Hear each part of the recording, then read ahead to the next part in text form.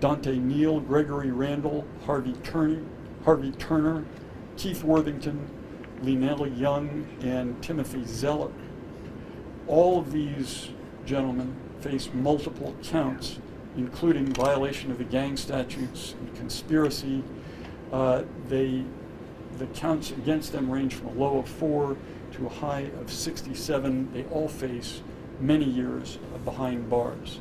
So now let me turn this over to State's Attorney Marilyn Mosby. Thank you, Ryan.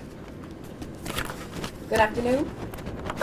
Thank you for inviting me here today. I'm pleased to stand before you, along with Attorney General Brian Frosh, Baltimore Police, Major Herzog, Federal Bureau of Investigation Special Agent Gordon Johnson, to highlight the indictments of these individuals.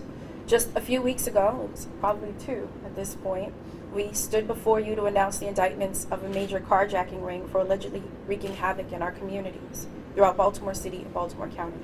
Today, we get to demonstrate yet another positive outcome when agencies represented here work proactively and collaboratively together to eradicate crime in our communities. Today's indictment is an example of the benefits of multi-agency collaboration, while at the same time a major blow to an alleged criminal enterprise where 13 individuals are now charged with the distribution of narcotics, gun trafficking, acts of violence, and intimidating witnesses in the home of witness intimidation. We will not tolerate it, and this is indicative of that. The most serious charges announced today are those associated with the murder of Sebastian Dvorak. The loved ones of Mr. Dvorak stand with us today, and they will speak. But I would also like to applaud and thank the Dvorak family for their commitment to seeking justice on behalf of Sebastian and seeing the criminal justice process through. Thank you for your tenacity and for your courage. My prayers are with you. Again, I'd like to thank our partners at the Attorney General's Office, the Baltimore Police Department, and the Federal Bureau of Investigation for their true partnership and productive collaboration on this investigation.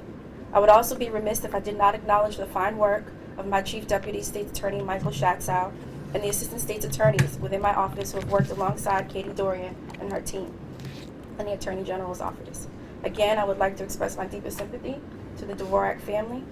Along with the Attorney General, we are committed to fighting and seeking justice on behalf of Sebastian. Thank you. Next, we'll hear from Major John Herzog. Yep, and I'll be brief because I just want to echo the same things that you've heard already. I do want to offer my deepest condolences and sympathy to the Dvorak family, and I hope this brings some bit of closure to you, that somebody is going to be held accountable for this. This case is a perfect example of the collaborative effort, as you've heard already, and I just want to thank our partners again on behalf of the BPD, the FBI, the Attorney General's Office, and the State's Attorney's Office. Thank you for your dedication and assistance on the case. I just want to say how good of a job the Baltimore Police Department detectives and how steadfast they were to their commitment on this case. And this is a perfect example of that we will not tolerate gang activity, violent drug trafficking organizations, and everything that goes along with that. And I want to send that message and make sure that that's clear. And once again, thank you.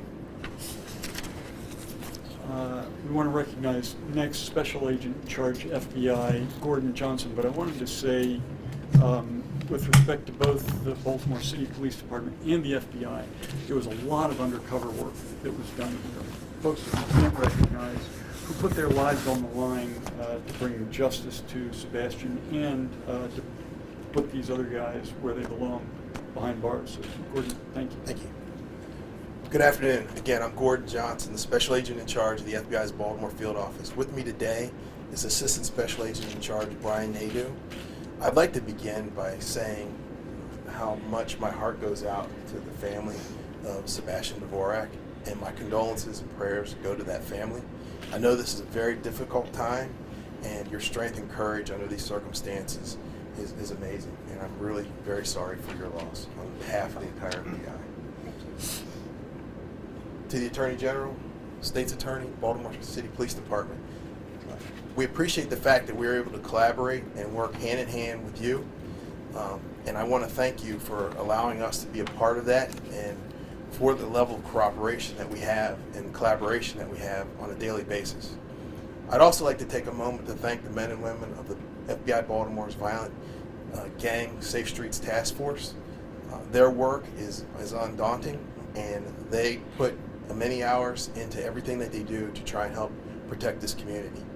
With that, this is another example as the one we talked about from a few weeks ago, where when we can collaborate and work together, we can do a lot of great work to keep this community safe. With that, I thank you. Again, I'm very sorry for your loss. Thank you. So, David Dvorak is going to speak on behalf of himself and on behalf of Lisa Richard, Sebastian's mom.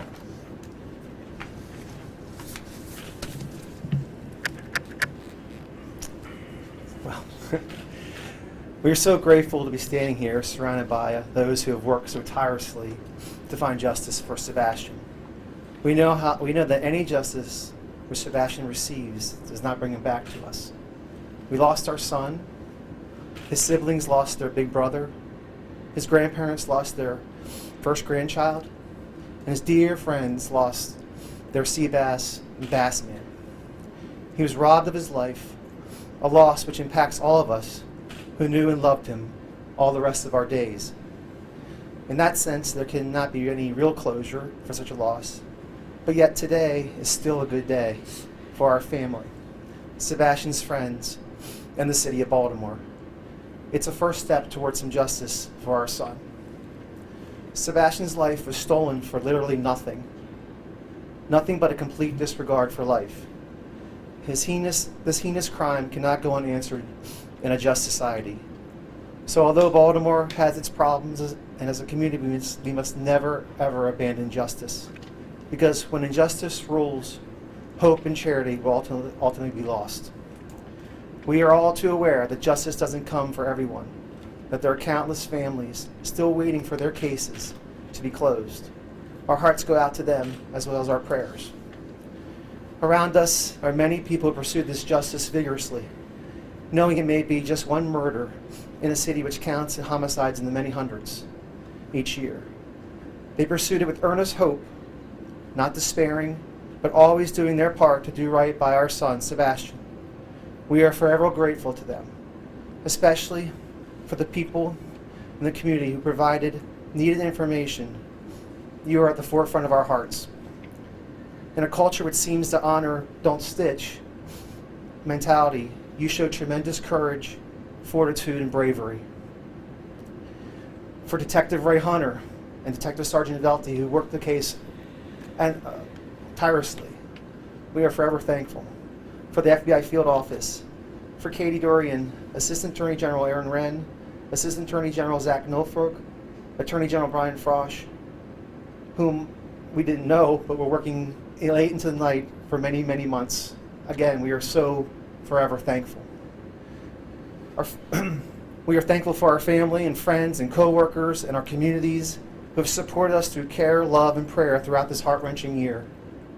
They lifted us up when we were crippled by grief and helped us to work to turn this tragedy into something positive outreach for the Baltimore community in the form of a foundation in Sebastian's honor. Lastly, we heard over the past year there was a woman who held Sebastian in her arms as he laid in Boston Street after being shot. Last week we finally received confirmation of this, and we want to thank her for being with Sebastian as he struggled so bravely to cling to life. For the men that were involved in these crimes, especially Sebastian's murderers, today they begin to face the reckoning of their acts. We hope they realize the significance of what they have done, feel remorse, and turn their lives towards a better path. We also offer our prayers to their families, whose lives were also wrecked by their actions. Today, Baltimore should be proud.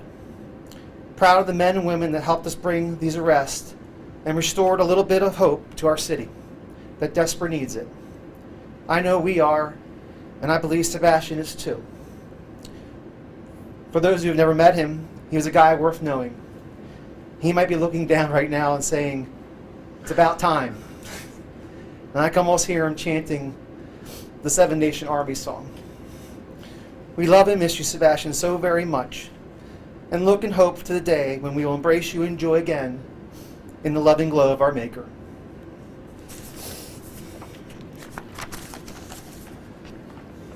Are there any questions? Are all 13 of these defendants in custody? Or? Yes. Shortly after this happened, the surveillance video was released. Did all the investigators kind of have an idea of who this was, or did it take months to figure out who these suspects were? And I'm just trying to get a timeline here. I don't think we can comment on that aspect of the investigation at this point. You said that they're facing sentences of many, many years. Any idea on ballpark? On What length of sentence? Well, 100. I mean, there's one guy with 67 counts. I think Malik Mungo has 19 counts, including murder. Obviously, anybody who's charged with murder is facing life. He's got 18 other counts to deal with as well, and most of them have very long sentences. The gang statute and the conspiracy statute, the common law conspiracy are is it 10 years apiece? Common law conspiracy is anything but cruel and unusual. Yeah, okay, so yeah, we're talking about many decades for all of them. Do you know how long this gang or subset was operating in Baltimore? And have you connected them, or are you leaning in that direction to connect them to any of the violent crimes? I can't comment on the latter part of it. We believe they were operating for some substantial period of time before their arrests. Both you and Mr. Johnson said the collaboration of Safe Streets. Could you elaborate on that a little bit? What role they played in the investigation? I don't know that we can talk about the investigation and how it unfolded at this point. Was Mungo a juvenile at the time that the crime was committed? It says he's 18 on here. Yes, he was. Okay. So is there any indication that since an older member gave him this gun, was this some sort of initiation thing or something like that? We can't comment on that. As I said, we do know that somebody else in the gang gave him the gun. The motive was robbery, though? Was that what you said earlier?